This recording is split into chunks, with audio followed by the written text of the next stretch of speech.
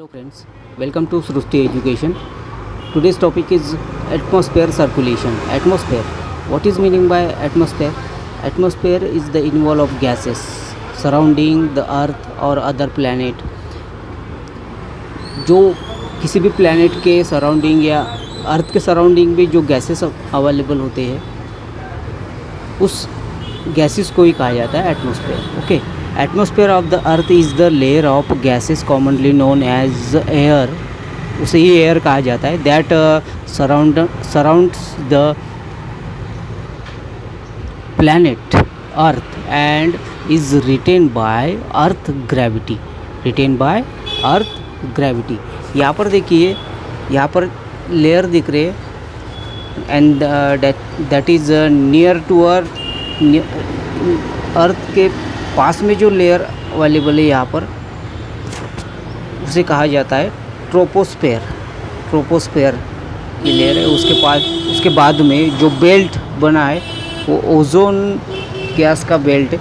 उसके बाद में एक और लेयर है stratosphere, that is stratosphere layer. उसके बाद मेसोस्फेयर और उसके बाद और एक बेल्ट है कर्मन लाइन कहा जाता है. उसके बाद में थर्मोस्फेयर का बेल्ट है.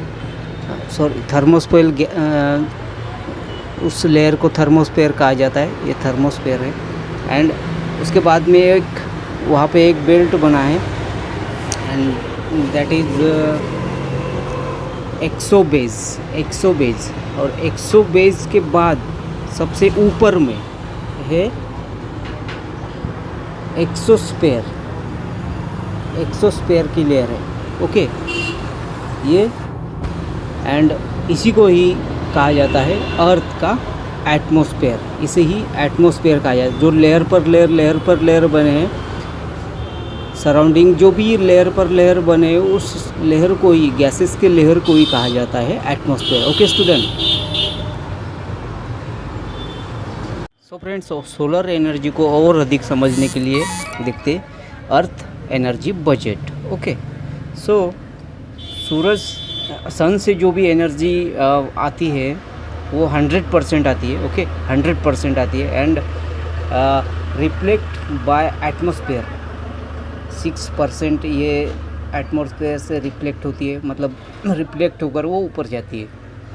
देन 20% रिफ्लेक्ट बाय क्लाउड्स से 20% रिफ्लेक्ट होती है.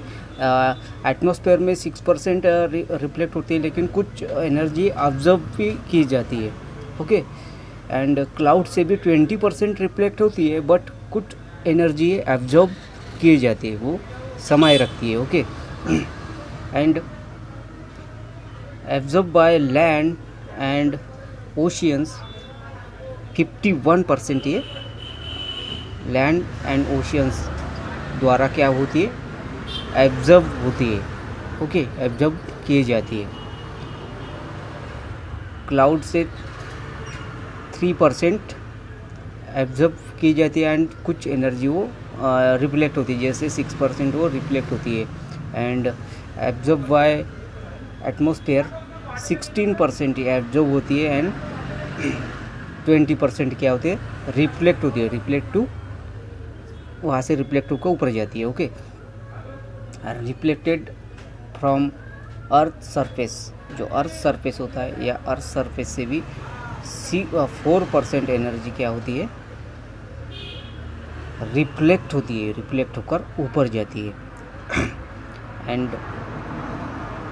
Conduction and rising air 7%. Conduction mean दोस्तों, एक एग्जांपल लेता हूँ. एक लोहे की सलाख है. लोहे की सलाख को, एक लंबी सलाख लीजिए और लंबी सलाख लेकर वो भट्टी के पास, मतलब जलती भट्टी के पास उसका एक टोक, जो एक सामने वाला भाग है वो भट्टी के पास रखिए और जो लंबी सलाख लेकर पीछे वाला भाग है वो पकड़े रखिए. सो इससे होगा क्या कि वो जो आगे वाला भाग, जो भी पार्ट है वो गर्म हो जाएगा. उसके साथ में ही जो आपने पकड़ रखा है वो भी गर्म हो जाएगा थोड़ी देर बाद. ऐसा क्यों? बिकॉज ऑफ वहाँ पर जो मॉलिक्यूल्स होते हैं, लोहे आयरन के जो भी मॉलिक्यूल्स होती है, गर्म होने के बाद में वाइब्रेट होती है तो अपनी एनर्जी वो ट्रांसफ़र करते हैं मॉलिक्यूल टू मॉलिक्यूल। ये एनर्जी क्या होती है, ट्रांसफ़र होती है मतलब वो आगे आके अगर मतलब जो हाथ वाले बिंदु के पास में वो गर्म हो जाते हैं, वो इस तरह से अपनी एनर्जी ट्रांसफ़र करते हैं। सो इसी को ही कहा जाता है कंडक्शन। जो और एयर के मॉलिक्यूल्स होते हैं, ये गर्म होने के बाद जो एनर्जी आती है, सोलर एनर्जी, वो वहाँ पर वो जो इन्वायरमेंट में जो भी एयर होती है प्रेजेंट, वो गर्म हो जाती है। गर्म होने के बाद में वो वाइब्रेट होती है वो मॉलिक्यूल्स, वहाँ पे एयर में प्रेजेंट जो भी मॉलिक्यूल्स है वो वाइब्रेट होती है। वो वाइब्रेट होने के बाद में अपनी एनर्जी वो दूसरे मॉलिक्यूल्स को क्या करते, ट्रांसफ़र करते हैं। एक मॉलिक्यूल से दूसरे और मॉलिक्यूल में ट्रांसफ़र होते हैं। देन ये गर्म होने के बाद ऊपर जाती है और जो कोल्ड एयर है उसके उसके टूवर्ड से फ्लो होती है। ओके, इस तरह से उसको कहा जाता है कंडक्शन। ओके, एंड 64% जो भी ये पूरी जो एनर्जी है, 64% ये radiate to space from cloud and atmospheres and cloud से रेडिएट होकर डायरेक्टली ये स्पेस में चली जाती है। एनर्जी रेडिएट होकर डायरेक्टली कहा जाती है स्पेस में जाती है एटमॉस्फेयर से। और क्लाउड्स वहाँ पर जो प्रेजेंट होते हैं वो क्लाउड से एयर रेडिएट होकर रिफ्लेक्ट होकर वो स्पेस में चली जाती है। एंड 6% ये directly to space from earth से डायरेक्टली ये स्पेस में भेजी जाती है। Okay, carried to cloud and atmosphere by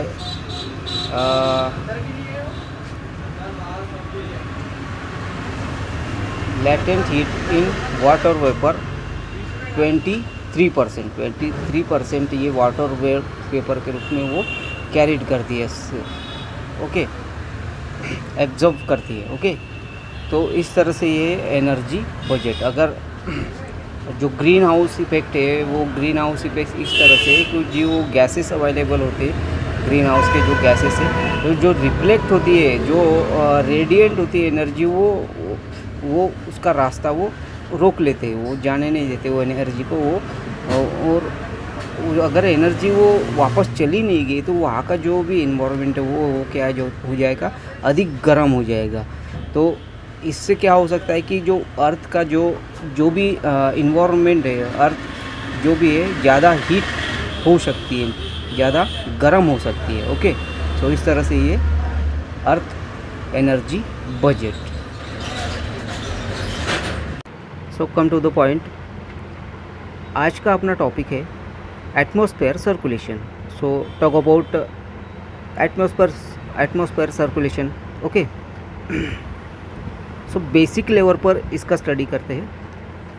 eight the most basic level, wind on the surface the earth are caused by uneven heating of the surface from the sun से जो भी uneven heating होती है, इसके कारण वहाँ पर जो बेल्ट क्रिएट होते हैं,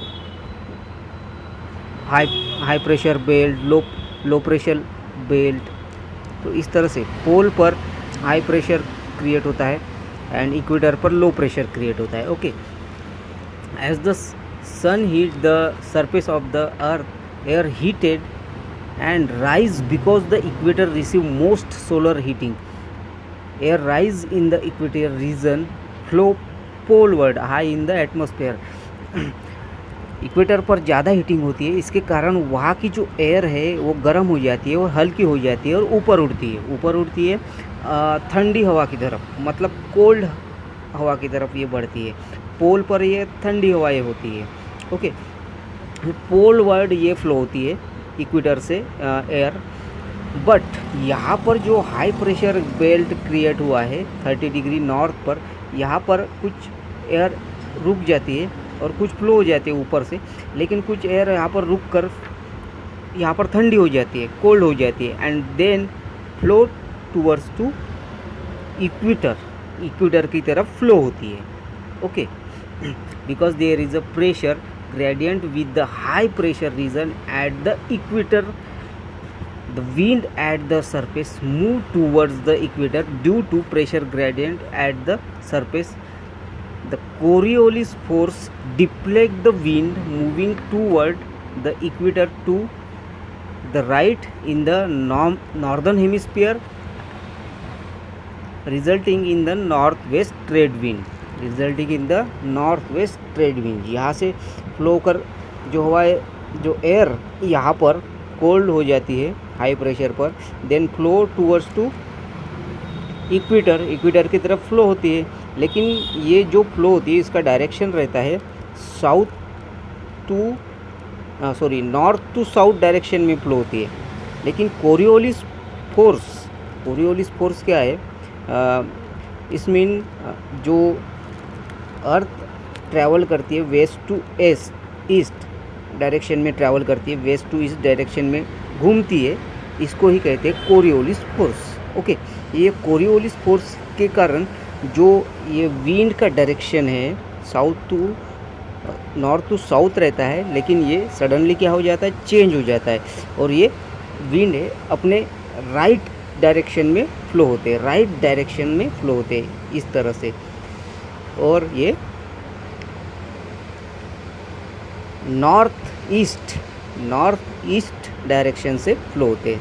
तो इस विंड को नॉर्दर्न हेमिस्फीयर में नॉर्थ ईस्ट ट्रेड विंड कहा जाता है, नॉर्थ ईस्ट ट्रेड विंड कहा जाता है. ओके, और साउदर्न हेमिस्फीयर में ये लेफ्ट डायरेक्शन में फ्लो होते हैं, Coriolis due to Coriolis force के कारण वो लेफ्ट डायरेक्शन में फ्लो होते, अपने लेफ्ट डायरेक्शन में, मीन्स साउथ ईस्ट डायरेक्शन से फ्लो होते हैं, साउथ ईस्ट डायरेक्शन से फ्लो होते हैं साउदर्न हेमिस्फीयर में. इसलिए यहाँ पर उसे साउथ ईस्ट ट्रेड विंड कहा जाता है, साउथ ईस्ट ट्रेड विंड कहा जाता है. And to the left in the southern hemisphere resulting in the south east trade wind between the high pressure region, south east trade wind. Okay, इसलिए उसे south east trade wind कहा जाता है.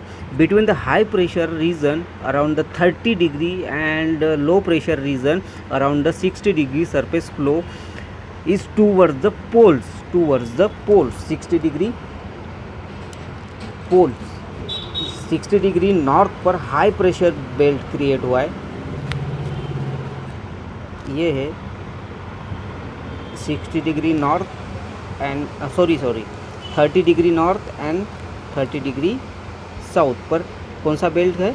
High pressure belt है. And ये पोल के पास near to the पोल ये है 60 degree north low pressure belt, और पोल पर क्या है? हाई प्रेशर बेल्ट, पोल पर हाई प्रेशर बेल्ट. ओके, ये भी लो प्रेशर बेल्ट है. सो हाई प्रेशर से, यहाँ से हाई प्रेशर से विंड है फ्लो होती है लो प्रेशर की तरफ. ये अपने डायरेक्शन में, मतलब उनका डायरेक्शन होता है यहाँ से हाई प्रेशर से साउथ टू नॉर्थ डायरेक्शन होता है. लेकिन ड्यू टू कोरियोलिस फोर्स इसका जो डायरेक्शन है सडनली चेंज हो जाता है, वो अपने राइट में फ्लो होते, राइट डायरेक्शन में, अपने राइट डायरेक्शन में वो फ्लो होते हैं. सो इसे यहाँ पर कहा जाता है वेस्टर्लीज. यहाँ पर इसे क्या कहा जाता है? वेस्टर्लीज. और साउदर्न हेमिस्फीयर में अपने लेफ्ट में ये फॉल होते हैं due to Coriolis force, left में ये फॉल होते हैं. ये है साउदर्न हेमिस्फीयर के वेस्टर्लीज एंड ये नॉर्दर्न हेमिस्फीयर के वेस्टर्लीज जो 30 degree north and 60 degree north पर है, and 30 degree south and 60 degree south पर है। Okay, that flow is deflected by Coriolis right in the northern hemisphere and left in the southern hemisphere to become the westerlies. इसे इनको कहा जाता है westerlies. Okay, in the mid latitude finally cold air flowing equatorward from the pole is deflected by Coriolis to become the polar easterlies। polar easterlies। तो high pressure यहाँ पर पोल पर है, हाई प्रेशर। ओके, और 60 डिग्री साउथ पर है low pressure. सो polar region से जो भी विंड फ्लो होती है वो लो प्रेशर लो प्रेशर से जो भी विंड फ्लो होती है वो पोलर रीजन की तरफ ये अपने डायरेक्शन में फ्लो होती है। ये लेफ्ट साउदर्न हेमिस्फीयर में लेफ्ट डायरेक्शन में फ्लो होती है। ओके,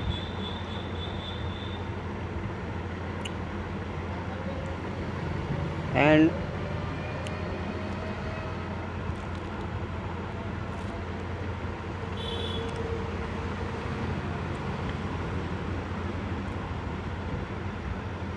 साउदर्न हेमिस्फीयर में राइट डायरेक्शन में फ्लो होते और नॉर्दर्न हेमिस्फीयर में लेफ्ट डायरेक्शन में फ्लो होते हैं। ओके, सो यहाँ पर इन विंड्स को कहा जाता है ईस्टर्लीज। तो ईस्ट डायरेक्शन से फ्लो होते हैं, ईस्ट डायरेक्शन से ये फ्लो होते हैं, इसके कारण इनको यहाँ पर कहा जाता है ईस्टर्लीज। ओके, सो फ्रेंड्स, हमने यहाँ पर जो विंड्स देखा है वो बेसिक लेवल पर देखा है। जो डिटेल में हम आगे डिटेल में देखने वाले हैं, जो विंड्स, काइंड ऑफ सेल्स, ये सेल्स है, ये सभी सेल्स है। ये कौन से सेल्स है, इनका नाम क्या है, ये सभी हम अगले पार्ट में देखने वाले हैं। ओके, तो नेक्स्ट पार्ट में देखेंगे विंड्स एंड सेल्स। ओके।